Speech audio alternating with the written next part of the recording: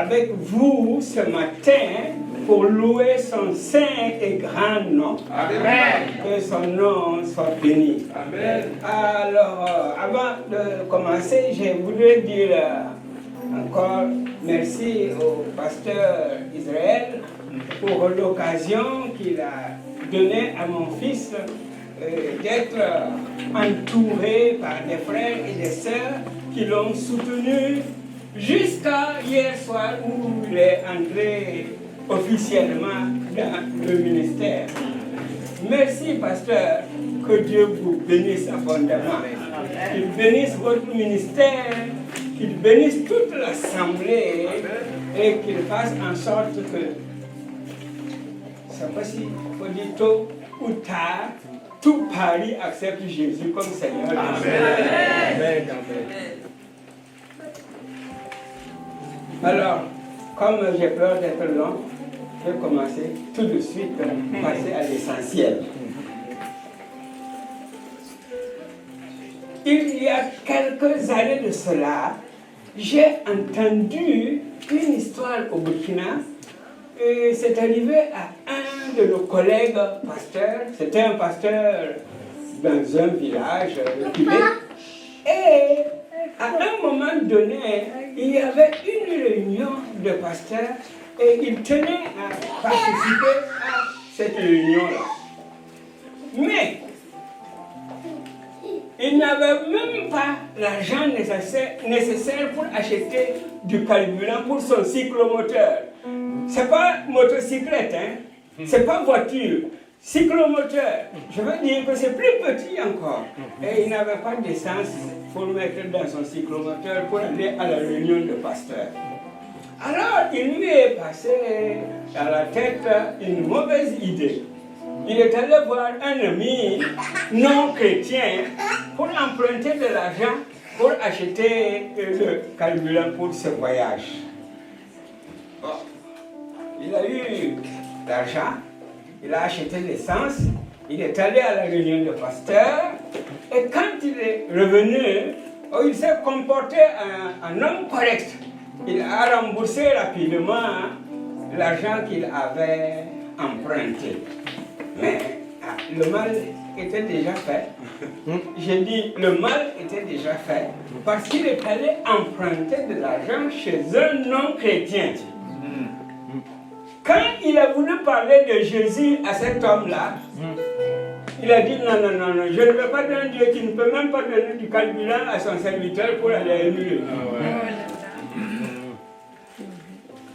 Je ne sais pas si notre pasteur avait bien compris les choses, mais emprunter ce n'est déjà pas bien, mais emprunter chez un non-chrétien, ça c'est la pire des choses.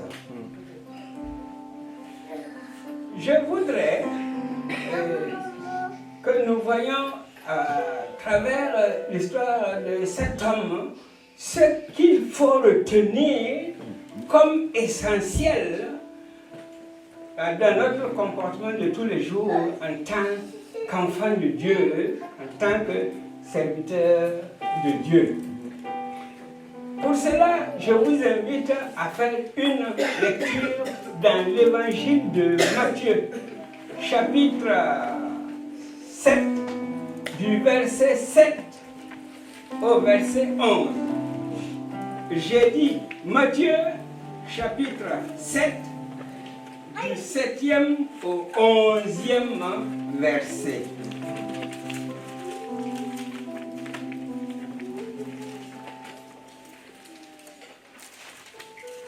Si vous y êtes, j'en fais la lecture.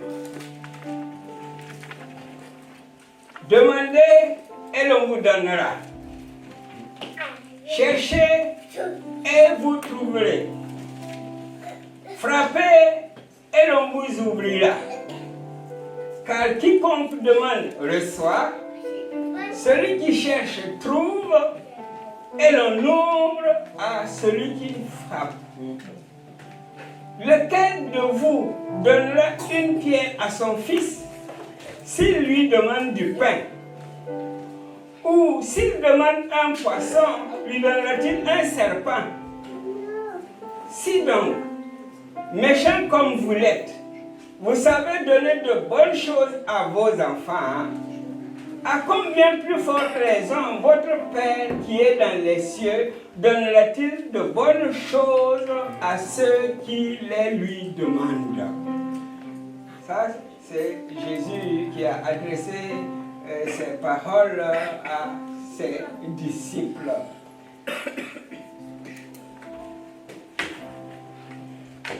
J'aimerais que nous retenions aujourd'hui, quand on aura fini et qu'on quittera la salle, une seule phrase. Les bonnes choses s'obtiennent par la prière. Amen. Les bonnes choses s'obtiennent par la prière.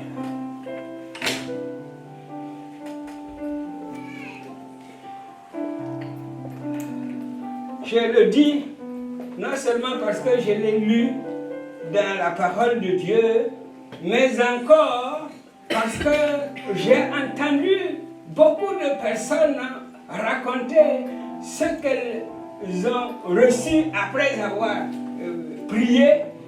Et puis peut-être dans ma propre vie, si c'est dans ma vie, il faudrait beaucoup plus de temps pour que je puisse raconter une partie.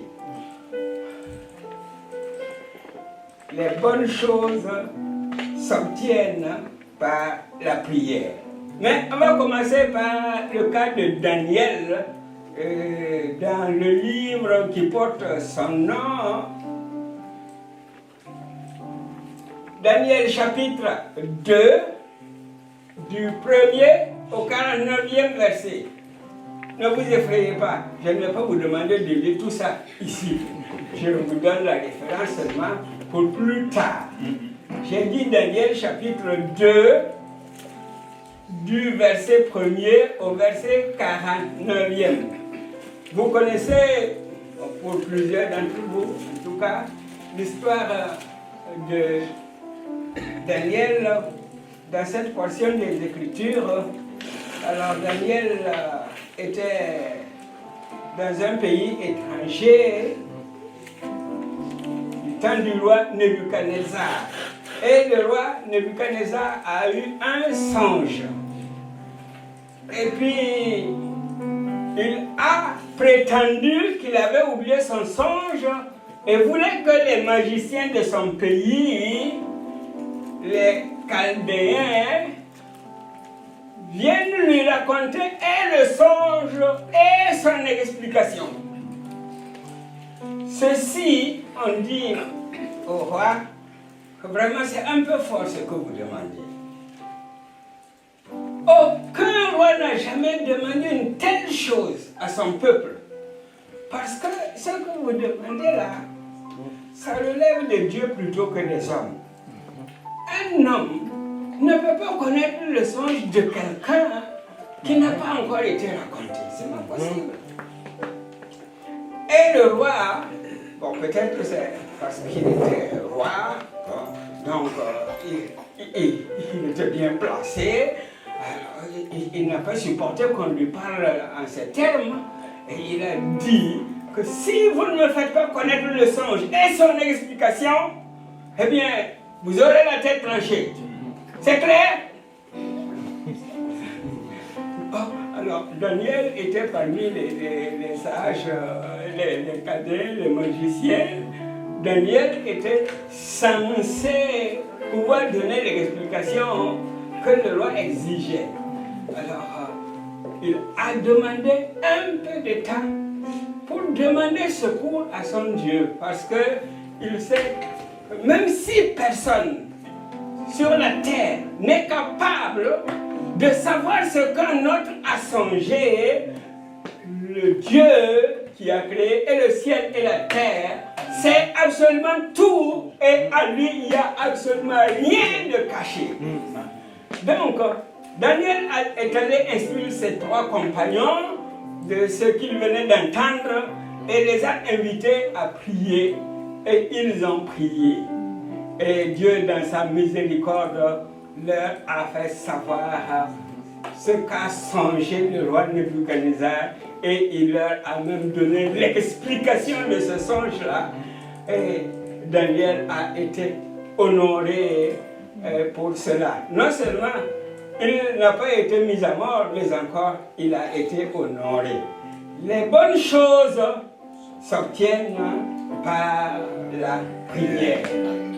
J'ai parlé donc ici de ce qui est arrivé du temps de Daniel sous Nebuchadnezzar. Mais ce n'est pas tout, car il y a d'autres hommes aussi qui ont expérimenté que les bonnes choses s'obtiennent par la prière. Dans un autre village du Burkina, un autre pasteur, à lui, je vais vous dire son nom, il s'appelait Norao. Son nom, ça n'a pas beaucoup d'importance, hein. J'ai dit son nom parce que c'est son nom, c'est son prénom, hein. Sinon, traduit littéralement, c'est le coq. Bon, ça n'a pas d'importance. Alors, notre collègue Norao est arrivé à un moment où il a connu un dénuement, lui aussi. Il n'y avait plus rien à manger à la maison. Et il s'est dit, je sais qu'en tant que serviteur de Dieu, Dieu est en train d'accumuler des réserves pour moi, pour plus tard quand je serai auprès de lui. Mais en attendant, j'ai besoin de quelque chose. Alors, je vais demander à mon Père Céleste de prélever un peu de cette réserve-là pour que je puisse me sortir présentement. Alors, quand il a prié ainsi, quelqu'un est arrivé à sa porte, s'est annoncé comme étant de passage dans la région et a pensé à passer dire bonjour au pasteur. Après les salutations d'usage, il a tiré de sa poche un billet de 5000 francs qu'il a tendu au pasteur. Est-ce que ça continue à fonctionner, mon microphone? Je l'ai en main maintenant.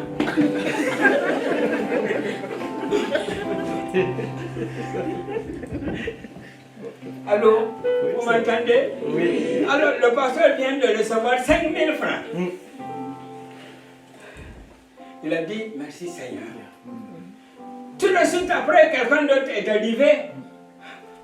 Bonjour pasteur. Il m'est arrivé d'être dans les parages et il m'a semblé bon de passer vous dire bonjour. Lui aussi a plongé la main dans la poche.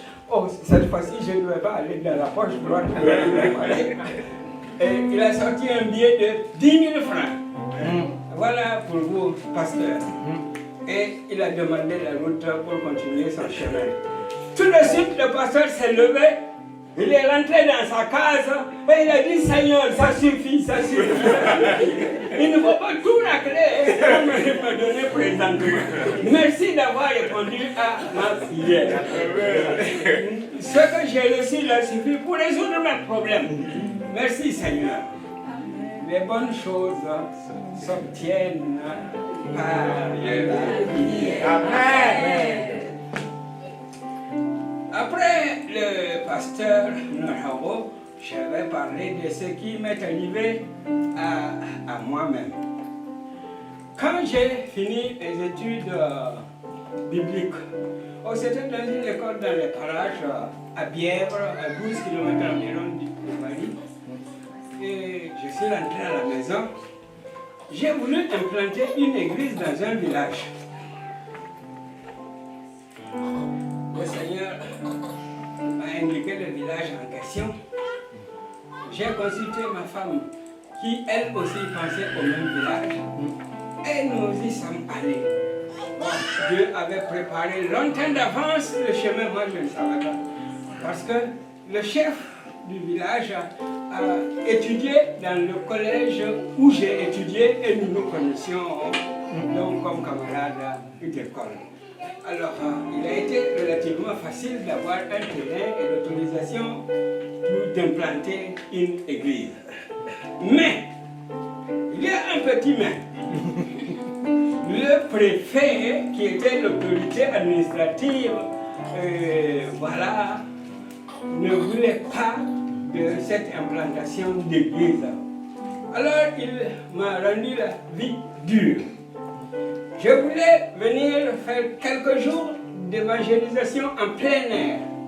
Et le préfet a exigé que je vienne chaque jour lui présenter une demande écrite pour avoir l'autorisation de tenir le plein air. Bon, j'ai fait cela quelques jours. Après, je me suis dit, mais c'est pas possible. Chaque jour d'évangélisation, il faut rédiger une lettre de demande d'autorisation au Burkina. Mais non, c'est pas possible. Nos autorités sont reconnues par le pays. C'est pas normal que je sois contraint à cela. Parce que si c'est comme ça, le jour où le préfet n'est pas à son bureau, ça veut dire que la porte est fermée. Alors, j'ai fait une demande pour plusieurs jours. Il a dit, non, ça ne va pas, pasteur. Parce que les jours que vous avez choisis là, ce sont des jours réservés aux funérailles des gens du village. C'est pas possible. Ça veut dire que chaque fois qu'il faut faire la réunion d'évangélisation, il faut adresser une demande écrite au préfet. Alors, j'ai pensé partager avec mes collègues pasteurs qui étaient dans la région et nous avons prié ensemble. Quand nous avons fini de prier, le préfet lui-même était à la province et il a envoyé quelqu'un me dire qu'il voulait me voir. Et Dieu faisant bien les choses, notre réunion se tenait ce jour-là à quelques mètres du bureau où le préfet était venu rendre visite à son autorité. Alors je me suis présenté, il a dit, pasteur, jusque-là, vous avez dû faire une demande écrite pour chaque réunion d'évangélisation. C'est fini à présent. Vous êtes libre, allez-y. Amen.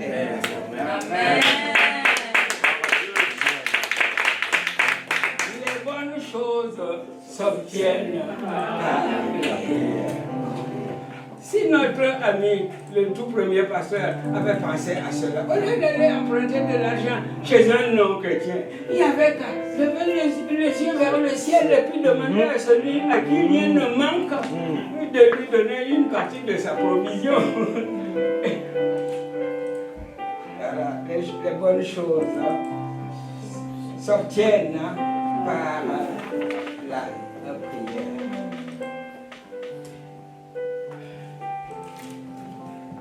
Un jour, un pasteur exerçant son ministère aux États-Unis est passé nous rendre visite à l'école biblique. Et il a partagé avec nous une expérience qu'il a vécue. Il devait construire leur temple. Et ils ont dû emprunter pour construire. Et le temps où ils devaient rembourser approchait. Et les caisses étaient vides. Alors, ils se sont réunis pour prier plus intensément, peut-être comme on fait ici tout le temps. Ils se sont réunis pour prier plus intensément, pour que Dieu les aide à résoudre le problème qui était là. Pendant cette prière, le pasteur s'est esquivé un moment. Il est entré dans son bureau et il ne revenait pas. il a laissé les fidèles seuls en train de prier dans la salle où ils priaient. Comme il tardait à venir, un des anciens est allé pour voir quand même qu'est-ce qui est arrivé à notre pasteur. Il n'a pas l'habitude de disparaître comme ça pendant les moments de prière. Et le pasteur lui a raconté quelque chose. Pendant que le pasteur était dans son bureau, un visiteur est arrivé. Il dit que le visiteur avait tous l'air d'un mendiant. Mais le visiteur est venu avec une grosse boîte de conserve. Et il a expliqué au pasteur qu'ils sont en train de faire une petite fête, une sorte d'agape entre eux. Et ils auraient voulu inviter le pasteur à prendre part à cette fête-là. Mais ils se sont dit, le pasteur ne voudra pas venir. Alors, ils ont apporté ainsi la portion de nourriture réservée au pasteur dans la boîte de conserve. C'est une boîte non ouverte. Alors, le pasteur a dit aux visiteurs, en réalité, présentement, nous sommes préoccupés par un problème de dollars. Ce n'est pas la nourriture qui est notre problème, c'est les dollars qui nous manquent pour payer notre dette. Mais il a quand même accepté la boîte de conserve et il l'a posée et il est resté assis dans son bureau. C'est pourquoi il n'est pas reparti rapidement au lieu de prière. Quand le premier parmi les fidèles est arrivé, que le pasteur a expliqué, lui, il s'est dit qu'il va ouvrir cette boîte-là. Il veut savoir ce qu'il y a dedans. C'est de la sardine, c'est de hamburger, c'est de la confiture. Lui, il veut savoir. Et il a ouvert la boîte. La boîte était pleine de dollars.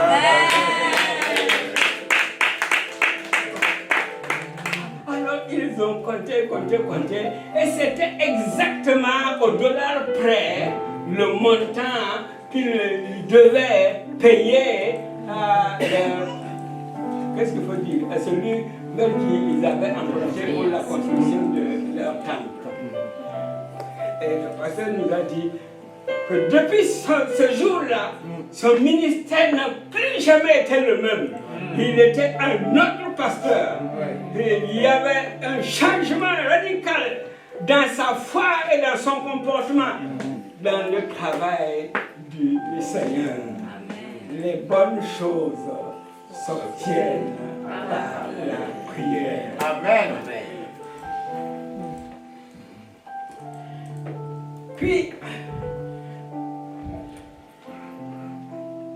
après avoir entendu cela, ce qui est arrivé aux uns et aux autres, nous aussi, au niveau de l'école biblique, nous avons fait notre expérience.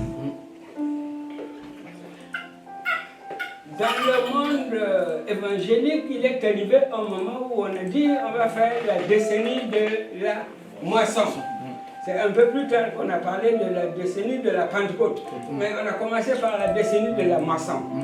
Et pendant la décennie de la moisson, nous avons pensé au niveau de l'école biblique que nous allions demander que l'école soit électrifiée, car jusque-là, il n'y avait pas d'électricité. Chacun s'est débrouillé avec un groupe électrogène. Mais c'est tout le village qui n'était pas électrifié, ce n'était pas l'école publique seulement. Alors, nous étions entendus, les responsables, les autorités responsables, les chefs de service qui travaillaient dans... je ne sais même pas s'il faut appeler ville ou bien village. Toujours est-il que nous nous sommes concertés. Le responsable du service de la santé, le préfet, le directeur du collège de jeunes filles, le directeur de l'école primaire, et puis même le monastère a envoyé quelqu'un. Et nous sommes allés à Ouagadougou pour rencontrer le responsable de la société qui fournit le courant à tout le pays. Le technicien a fait rapidement une évaluation et il nous a dit beaucoup de millions. Alors, nous n'avons pas eu le courage d'avancer. On s'est levé, on s'est séparés. Chacun est allé chercher un groupe électrogène plus puissant peut-être pour gérer son problème. C'est après cela que la décennie de la moisson est arrivée et nous avons mis dans notre programme de décennie de la moisson de l'évangélisation, de l'enseignement, le côté spirituel. Mais on a ajouté aussi que nous allons en profiter pour demander au Seigneur de nous donner l'électricité qu'on était allé solliciter à Ouagadougou en vain. On va demander à celui à qui rien n'est impossible de le faire pour nous. Et on a commencé à prier. Chaque jour de réunion, il y a un moment réservé à la prière pour demander à Dieu l'électrification. Qu'est-ce qu'il faut dire? L'électrification. Ok, merci. Oh, j'ai tellement parlé en moré que le français dit.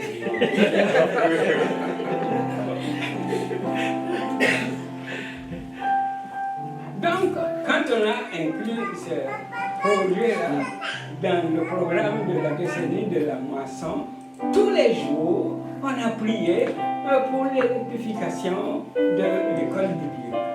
Tous les jours, que ce soit dimanche ou jour ordinaire, tous les jours où il y a une réunion de prière, il faut prier pour que le courant vienne de Ouagadougou à l'école biblique. Et nous avons fait cela pendant 10 ans. À la 10e année, au mois auquel nous avons commencé, le courant est arrivé de Ouagadougou jusqu'à l'entrée de l'école de Bible. Que le nom de Dieu soit béni. Nous n'avons pas su qui a financé pour les nombreux millions qu'on nous avait dit. Quelqu'un a dû payer, mais il ne sait pas qui. Ce qui est sûr, c'est que nous avons reçu gratuitement le courant jusqu'à l'école anglicane. Alors, fort de cela, moi je peux aussi dire les bonnes choses s'obtiennent par la prière. Alors, puisqu'il en est ainsi, je voudrais peut-être demander qu'est-ce que vous allez faire. Nous avons cité beaucoup de cas de gens qui ont reçu de bonnes choses par la prière. Et puis, maintenant, je vais poser une question. On a commencé par Daniel, dans le livre de Daniel. Lui a reçu la révélation du songe de Nebuchadnezzar et son explication, pas la révélation seulement, même l'explication par la prière. Nous avons parlé du pasteur Norao qui a reçu 2 visiteurs qui lui ont donné chacun de l'argent. C'était par la prière. Et nous avons parlé du préfet de Bousma, c'était le nom du village où je voulais implanter l'église, qui a fini par donner une autorisation permanente d'évangélisation en plein air après qu'un groupe de pasteurs ait prié. Ce qui confirme bien que les bonnes choses s'obtiennent par la prière. Et j'ai ajouté l'histoire du pasteur américain là, qui lui aussi a reçu une boîte de dollars, un nombre suffisant pour payer la dette de l'Église. Et ça confirme que les bonnes choses s'obtiennent par la prière. Et enfin, je parlais de l'électrification de l'école biblique de Koubli. Oh, j'ai omis de dire que c'est tout le village qui avait profité. Le courant n'est pas venu juste pour Koubli. Tout le village a profité de ce miracle-là. Mais ils ne savent pas, les autres, les non-chrétiens ne savent pas ce que nous savons, que nous avons appris et que nous avons vu. Les bonnes choses s'obtiennent par la prière. Maintenant, pour les nouveaux pasteurs et les anciens pasteurs, les bonnes choses s'obtiennent par la prière. Et les frères et les sœurs, sachez que les bonnes choses s'obtiennent par la prière. Ce n'est surtout pas bien de murmurer, les bonnes choses s'obtiennent par la prière. Pensez toujours que nous avons un Père Céleste à qui rien n'est impossible, un Père Céleste à qui rien ne manque, un Père Céleste qui sait donner de bonnes choses à ceux qui les lui demandent. Faisons de notre Père la seule et unique ressource pour résoudre nos problèmes, pour nous donner les bonnes choses dont nous aurons ou que nous avons déjà besoin à présent. Demandons-nous et nous les donnerons. Nous, humains, nous savons donner de bonnes choses à nos enfants. À combien plus forte raison notre Père Céleste donnerait-il de bonnes choses à ceux qui les lui demandent? Amen. Que son nom soit béni. Amen.